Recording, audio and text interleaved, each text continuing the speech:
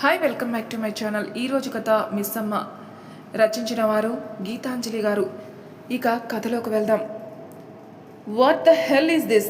అసలు మీటింగ్ హాల్లో ఆ రెక్లెస్ బిహేవియర్ ఏంటి? ఆ డ్రెస్సింగ్ సెన్స్ ఏంటి? బుద్ధుందా లేదా నీకు అని కంటిన్యూగా వాయిన్ చేస్తున్నాడు మేనేజర్. అతని తిట్లు వినే ఓపిక కూడా లేనట్టు, ఏంటి నీ బాధ అని అడిగింది అభినయ కోపంగా. అసలు ఎప్పుడూ కామ్గా తన పని తాను చేసుకుని వెళ్ళిపోయే అభినయ అలా అడగగానే విస్తుపోయాడు మేనేజర్. ఏం చేస్తావు నువ్వు? మహా అయితే ఉద్యోగం నుండి పీకేస్తావు అంతే కదా? కావాలంటే కాదు నీకు దమ్ముంటే నా ఉద్యోగం పీకే చూస్తాను అంది అభినయ. వాట్? పోనీలే మంచి పిల్ల అని ఆలోచిస్తుంటే నాకే ఛాలెంజ్ చేస్తున్నావా? నేను జాబ్ నుండి ఫైర్ చేసేసాను.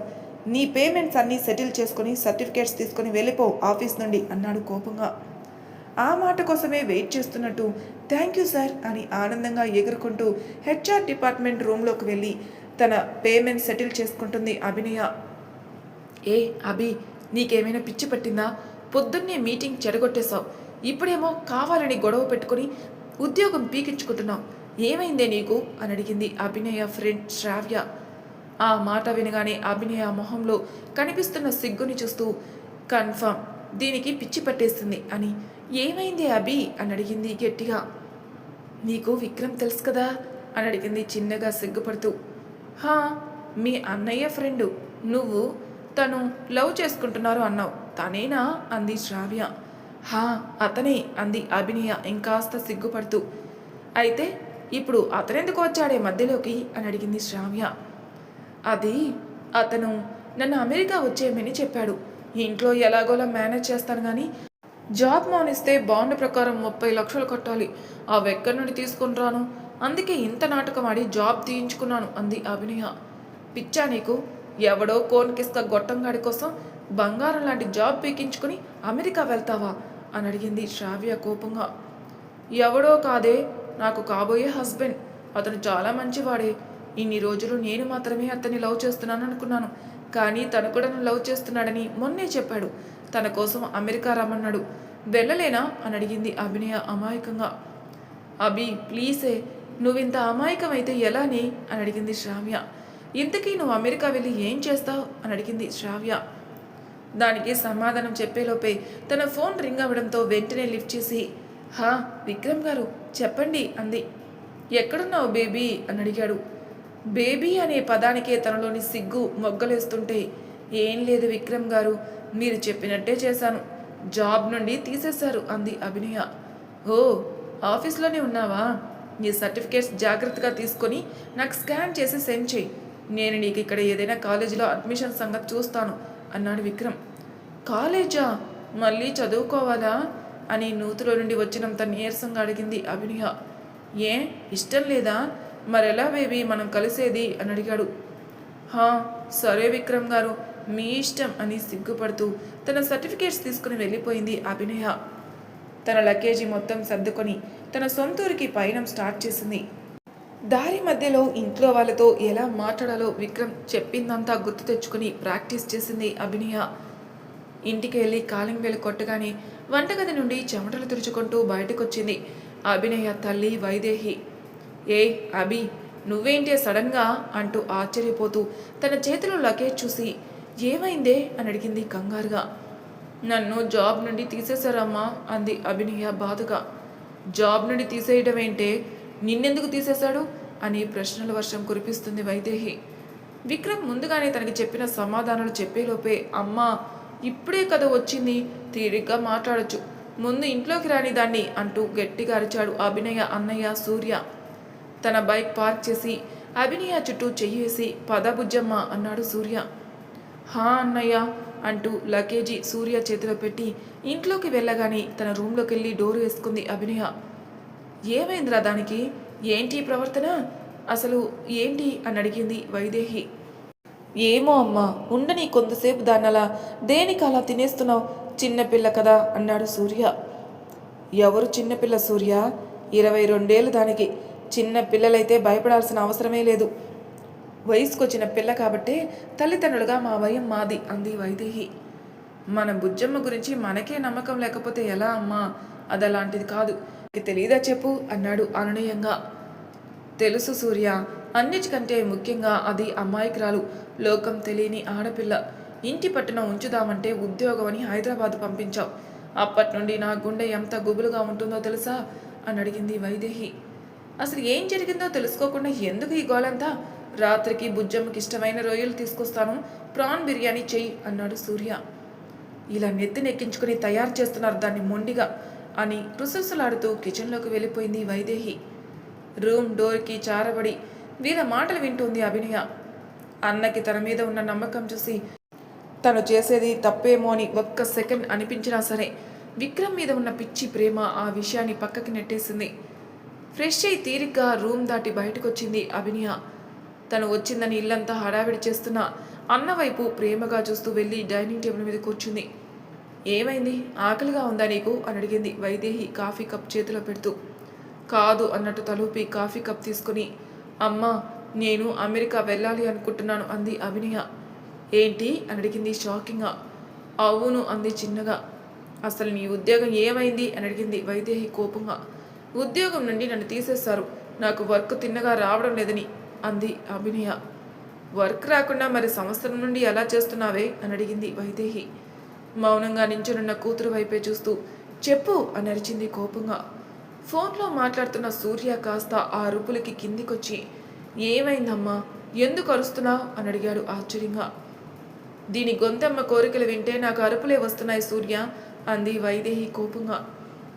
ఏమైంది బుజ్జమ్మ అని అడిగాడు సూర్య. బెల్లం కొట్టిన రాయిలా నిల్చున్నావు, మాట్లాడవే, అమెరికా వెళ్తుందంట అంది వైదేహి ఇంకాస్త కోపంగా. అమెరికానా అని ఆశ్చర్యపోయాడు సూర్య. ఏడుస్తున్న చెల్లెల్ని చూడగానే కాలు చేతు ఆడలేదు సూర్యకి. అమ్మా నేను దాంతో మాట్లాడతాను, నువ్వు కోపడకు, నేను చూసుకుంటాను కదా అన్నాడు వైదేహిని కూల్ చేస్తూ. కొరకొర అభినయ్ని చూస్తూ విసురుగా లోపలికి వెళ్ళిపోయింది వైదేహి. అభినయ చెయ్యి పట్టుకుని మేడ మీదకి తీసుకెళ్ళి ఏమైంది బుజ్జమ్మ, జాబ్ మానేసి అమెరికా వెళ్తావా అని అడిగాడు సూర్య లాలనగా. జాబ్ మానేలేదన్నయ్య, తీసేశారు. ఎలాగైనా నాకు మాస్టర్స్ చేయాలనుంది, అమెరికాకు వెళ్తానన్నయ్య అంది అభినయ ఏడుస్తూ. ఏడవకు బుజ్జమ్మ అంటూ అభి కళ్ళు తుడిచి నీ ఇష్టం, నీకు నిజంగా అమెరికా వెళ్ళడం ఇష్టమైతే వెళ్ళరా అన్నాడు సూర్య. మరి అమ్మ అంది ముక్కు ఎగబీల్చుకుంటూ. మనకేమైనా కొత్త ఏంటి, నీ జాబ్ విషయంలో గొడవ అవ్వలేదా, నేను నిన్ను పంపించలేదా అని అడిగాడు సూర్య చిన్నగా నవ్వుతూ. థ్యాంక్స్ అన్నయ్య అంది అభినయ సూర్య భుజం మీద తలవాలుస్తూ. చదువు అవ్వగానే ఇంకా పోస్ట్ గ్రాడ్యుయేషన్ చేసే ఇంట్రెస్ట్ లేదని జాబ్ జాయిన్ అయిన చెల్లి ఇప్పుడు సడన్గా మాస్టర్స్, అది కూడా అమెరికాలో అంటుంటే అదంతా తేడాగా అనిపించింది సూర్యకి. కానీ తన చెల్లి తన దగ్గర ఏది దాచదు అనే నమ్మకంతో ఆ విషయం పెద్దగా ఆలోచించలేదు. రాత్రి ఇంటికొచ్చిన భర్తకి కూడా ఇదే విషయం చెప్పడంతో ఆశ్చర్యపోయాడు రఘు. సూర్య కూడా భోజనం పెడుతూ ఏమని చెప్పింది అని అడిగింది వైదేహి. దానికి అమెరికాలో చదువుకోవాలని ఉందంటమ్మా, వెళ్ళని అన్నాడు సూర్య. ఏంటి సూర్య, పిచ్చి పిచ్చిగా ఉందా మీకు అని అడిగింది కోపంగా. అసలు పెళ్ళి కావాల్సిన పిల్లలకి అమెరికాలు ఆస్ట్రేలియాలు పంపించాల్సిన అవసరం ఏంటి? అయినా నువ్వు మొన్నే కదా బిజినెస్ పెట్టావు, మన దగ్గర అంత డబ్బు ఎక్కడిది సూర్య, చక్కగా ఇంట్లో కూర్చోమను, నేను పెళ్లి సంబంధాలు చూస్తాను, పెళ్లి చేసేస్తాను అంది కోపంగా. అదేంటమ్మా అలా అంటావు, చదువుకుంటాను అనే కదా అంది అన్నాడు సూర్య. ఇప్పుడు చదువుకొని ఏం చేయాలి సూర్య, ఈ ఆదర్శాలు చెప్పుకోవడానికి బాగుంటాయి. నేను ఒక సాధారణమైన మధ్యతరగతి ఇల్లాల్ని, నాకు నా పిల్లలు కూడా సంతోషంగా నా కళ్ళ ముందుంటే చాలు, మీరు దేశాలు ఉద్ధరించాలని కూడా నేను కోరుకోవడం లేదు అని గట్టిగా అరిచింది వైదేహి. తల్లి ఆవేదనలో కూడా తప్పు లేకపోవడంతో ఏం చేయాలో అర్థం అవ్వలేదు సూర్యకి. రూమ్ నుండి తల మాత్రమే బయటికి పెట్టి తన వైపే ఆశగా చూస్తున్న చెల్లిని చూస్తూ నించునున్నాడు సూర్య. మనం మధ్యతరగతి వాళ్ళమని తన ఆశయాలు పక్కన పెట్టమని చెప్పడం కరెక్ట్ కాదమ్మా. ఇదే నేను అమెరికా వెళ్తానంటే నువ్వు వద్దు అని చెప్పవు కదా, అలానే దాన్ని పంపించమ్మా, చక్కగా చదువుకొని ఉద్యోగం తెచ్చుకుంటుంది అన్నాడు సూర్య. ఆలోచనలో పడిన తల్లి వైపు చూసి అభిని రమ్మన్నట్టు సైగ చేశాడు సూర్య. హా అమ్మా, బాగా చదువుకుంటాను, మంచి జాబ్ కూడా తెచ్చుకుంటాను అంది అభి. రఘు కూడా ఏదో ఆలోచనలో ఉన్నట్టు గమనించి ఏమైంది నాన్న, అభిని అమెరికా పంపడం మీకు ఇష్టం లేదా అని అడిగాడు సూర్య. అమెరికా వెళ్తానంటే మంచిదేరా, కానీ దానికోసం లోన్ ఎందుకు పెట్టడం, మన పొలం అమ్మేస్తే సరిపోతుంది కదా అని ఆలోచిస్తున్నాను అన్నాడు రఘు.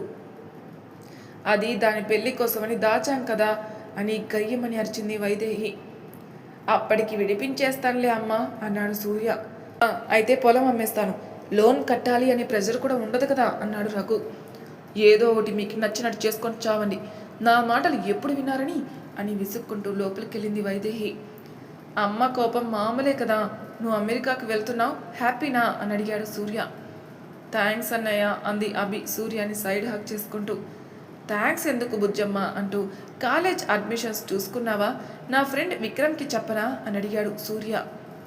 విక్రమ్ పేరు వినగానే ఆటోమేటిక్గా తనలో కలిగిన సిగ్గుతో రెప్పలు వాల్చేసి చూసుకున్నాను అంది చిన్నగా. సరే, నేను రేపు నీ కాలేజ్ డీటెయిల్స్ అన్నీ చెక్ చేస్తాను, నువ్వు వెళ్ళి రెస్ట్ తీసుకో బుజ్జమ్మ, లేట్ అయింది ఇప్పటికే అన్నాడు సూర్య. సరే అన్నట్టు తలూపి బుద్ధిగా వెళ్ళిపోయింది అభి. ఆ తర్వాత 2 నెలల్లో విక్రమ్ కాలేజీలో అడ్మిషన్ తీసుకోవడం అన్నీ సెట్ చేసి అభిని అమెరికా పంపించే రోజు రానే వచ్చింది. అన్ని రోజులు ఎంత కోపంగా ఉన్నా సరే, ఆ రోజు మాత్రం అభిని అస్సలు వదలలేకపోయింది వైదేహి. సూర్య, రఘు కూడా జాగ్రత్తలు చెప్పి అభిని బోర్డింగ్ రూమ్లోకి పంపించి బయలుదేరిపోతారు. బోర్డింగ్ రూమ్ నుండి గ్లాస్ డోర్లో కనిపిస్తున్న ముగ్గురిని చూస్తూ వాళ్ళకి అబద్ధం చెప్పినందుకు క్షమించమని మనసులోని బాధపడుతుంది అభి. అసలే లోకం తెలియని ఆడపిల్ల, అందులో ఎప్పుడు తనకేం కావాలన్నా చేసి పెట్టే అన్నయ్య, ఇవన్నీ లేక ఒంటరైన ఫీలింగ్ వచ్చేసి ఏడుస్తుంది అభి. అసలు వీసా చెకింగ్ ఆఫీసర్ ఏం ప్రశ్నలు అడుగుతున్నాడో, తనేం సమాధానాలు చెప్తుందో తనకే అర్థం కావలేదు. One last chance miss Abhinaya, why do you want to get into the United States సీరియస్గా అడిగాడు ఆఫీసర్. ఎక్స్క్యూజ్ మీ అని పిలిచాడు అభి వెనక ఉన్న వ్యక్తి. కళ్ళు తుడుచుకొని వెనక్కి తిరిగింది అభి. తనని వెనక్కి నెట్టి ఆఫీసర్స్తో ఏదో మాట్లాడి అభి వైపు చూశాడు అతను. అతను ఏం చూస్తున్నాడో అర్థం కాక తన పెద్ద కళ్ళని ఇంకాస్త పెద్దవి చేస్తూ, నేను అమెరికా వెళ్ళాలండి, పక్కకి లేవండి అంది అభి అమాయకంగా. అభి అమాయకం తన గతాన్ని తట్టి లేపుతుంటే, నేను అడిగిన దానికి మాత్రమే సమాధానం చెప్పు అన్నాడు అర్జున్. అర్జున్ వాయిస్లోని కమాండింగ్కి సరే అన్నట్టు తలూపి నించుంది అభి. అమెరికా ఎందుకు వెళ్ళాలి అనుకుంటున్నావు అన్నాడు Arjun. To complete my masters in university of Florida అంది అభి.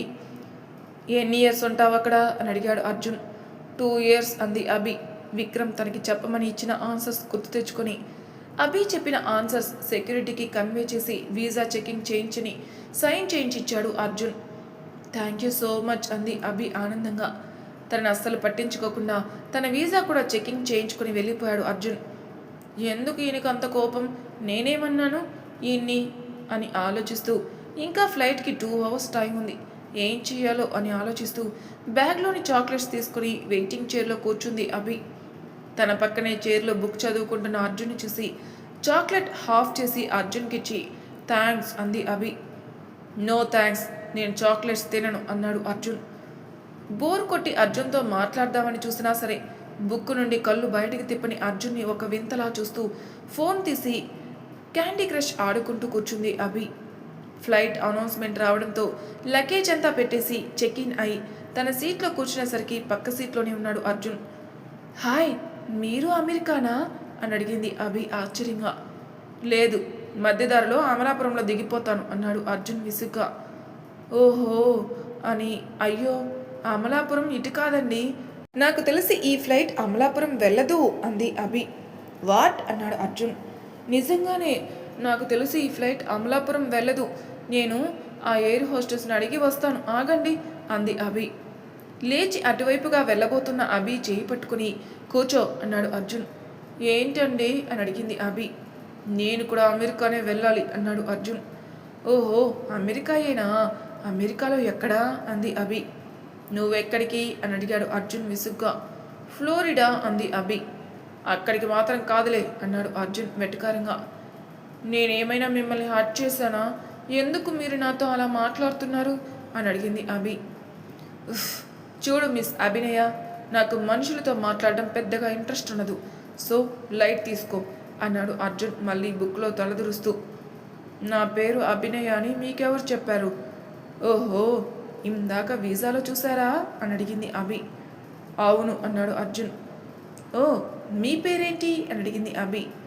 పుల్లయ్య అన్నాడు అర్జున్ చిరాగ్గా. పుల్లయ్య, అదేంటి ఆ పేరు అంది అభి మొహం అదో రకంగా పెట్టుకుని. ఏ బాలేదా ఆ పేరు అని అడిగాడు అర్జున్. బాలేదా అని అంత సింపుల్గా అడుగుతారేంటి? చండాలంగా ఉంది అంది అభి. మా అమ్మ నాన్నకి తెలియక పెట్టేశారులే, ఈసారి నిన్నడిగి పెడతారు అన్నాడు అర్జున్.